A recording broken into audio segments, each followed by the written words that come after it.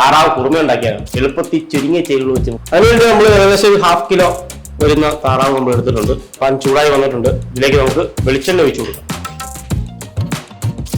കടുക് ഇട്ട് കൊടുക്കാം. ലേശം പെരിഞ്ചീരകം, കുറച്ച് ഇഞ്ചി ഇട്ട് കൊടുക്കാം. ചെറിയ അല്ലി, വെളുത്തുള്ളി, പച്ചമുളക് ചേർത്ത് കൊടുക്കാം. സവോള ചോപ്പ് ചെയ്ത് ഒരു 2 കറിവേപ്പില, ലേശം ഉപ്പിട്ട് കൊടുക്കാം.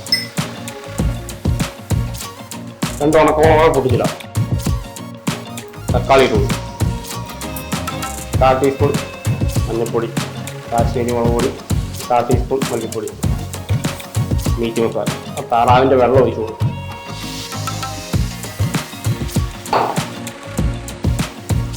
മസാല എല്ലാം നന്നായിട്ട് യോജിപ്പിച്ച് ഇതിലേക്ക് നമുക്ക് താറാവ് ഇട്ട് കൊടുക്കും. തേങ്ങ അരപ്പാണ്.